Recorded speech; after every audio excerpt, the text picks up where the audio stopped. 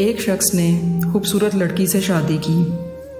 وہ اس سے بہت محبت کرتا تھا، مگر ایک دن اس لڑکی کو جلد کی کوئی بیماری لگ گئی، جس سے اس کی ساری خوبصورتی روز بروز کم ہوتی جا رہی تھی۔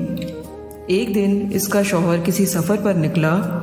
واپس آتے ہوئے اسے حادثہ پیش آیا جس میں اس کی دونوں آنکھیں چلی گئیں۔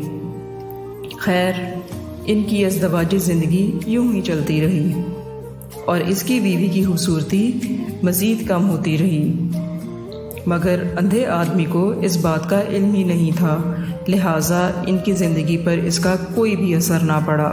دونوں ایک دوسرے کو پہلے کی طرح چاہتے تھے اور ایک دوسرے کا خیال بھی رکھتے تھے۔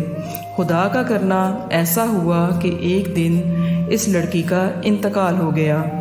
اس کا شوہر نہایت ہی غمگین تھا اس صدمے سے، جس کے باعث اس نے اپنا سب کچھ فروخت کر ڈالا اور شہر کو چھوڑ کر کسی دوسرے شہر جانے لگا۔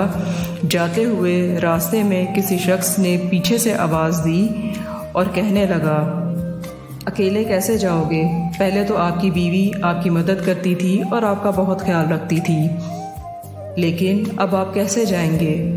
تو اندھے آدمی نے جواب دیا، میں اندھا نہیں تھا، میں اسے ایسے دکھا رہا تھا کہ جیسے میں اندھا ہوں، کیونکہ اگر اسے یہ پتا ہوتا کہ میں اس کی بدصورتی دیکھ سکتا ہوں تو یہ اسی احساس کی بیماری سے مر جاتی اور اسے زیادہ تکلیف ہوتی، اس لیے میں نے اندھا ہونے کا ڈرامہ کیا۔ وہ بہت اچھی تھی، میں اسے بس خوش رکھنا چاہتا تھا۔